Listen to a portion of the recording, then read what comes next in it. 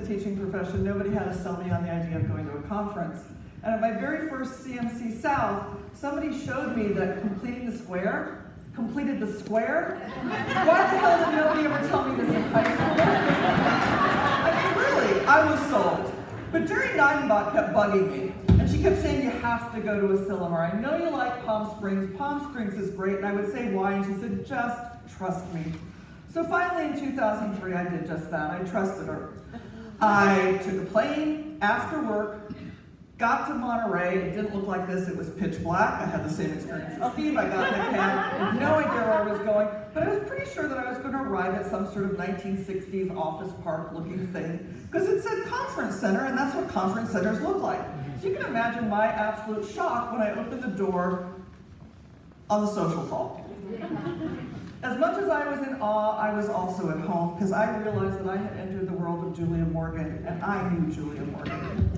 Julia Morgan was actually born in 1872. She's a California girl, born right here in Northern California. And she came from a family of privilege. So in 1890, when she graduated school, it was completely reasonable that she went on to Cal Berkeley. She became the first woman to earn a degree in civil engineering. But while she was there, she discovered a passion for architecture. It was her mentor, Bernard Maybach, who was himself a very proclaimed architect, who convinced her that she really should study at the École des Beaux-Arts in Paris. So she took herself off to Paris in 1896, despite the fact that the École had never admitted a woman into their architecture program. It took her 3 attempts to finally get them to admit her through a licensure, through an exam process.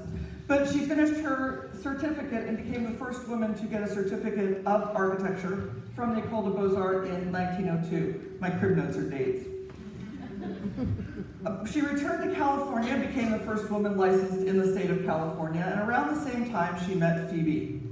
Phoebe, if you don't know Phoebe. Phoebe was an amazing socialite, but she was also an amazing social reformer. She was very involved in the women's suffragette movement and a huge believer in the work of the YWCA. She convinced her compatriots in the committee for the YWCA that they should have a conference, a standing conference here in the West Coast, like the Chautauqua conferences that were going on the East Coast, and that they should exist here in Monterey.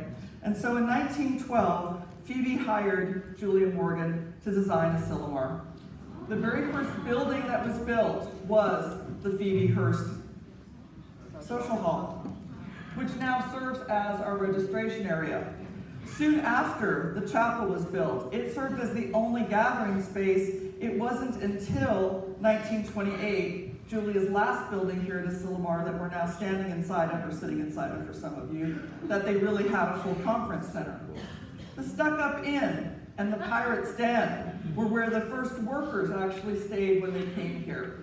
The Stuck-Up Inn were the young women who people thought were too stuck up, and the pirates were actually pie-rats, because the young men used to go and steal all the extra dessert, and therefore they were called pie-rats. If you came here as an honored guest, you stayed in the lodge. But if you came here as a participant, you stayed in a tent. It was a very high-class tent. It had a wooden floor. But no matter who you were, you dined communally in the dining hall. It was expanded greatly in 1960, but we still have the pleasure of eating there. 13 of the original historic buildings still exist on site. They're the largest collection in the state of her work. As of the 1950s, they're on the National Historic Register. Julia went on to build more than 700 buildings. She's got the most complete portfolio of work of any American architect. But even though she practiced until the age of 78, died at 85, it took the American Institute of Architects another 54 years before they finally made her yet again the first woman to win the gold medal from the American Institute of Architects in honor of her work. So when somebody says to you, what's so special about Asilomar? Absolutely. Tell them it's this amazing setting. There's this community that you get to break bread with, and you get to talk to these amazing math educators. Please do tell them that at other conferences, the packed session is going to be 50 things you can take straight back into your classroom. At Asilomar, it's Elizabeth Stage debating Dr. Wu on the merits of the 92 standards, 3 people deep out the door. But don't forget that one of the things that truly makes Asilomar special is the place that Julia Morgan built for us to learn and to lead together. Because she exceeded what her clients asked her to do in a way that we all should be grateful for. And if you don't know what Asilomar means, it is a mashup, and it means Our Refuge by the Sea. So thank you, Julia Morgan, for this amazing place where we get to come and learn and lead together.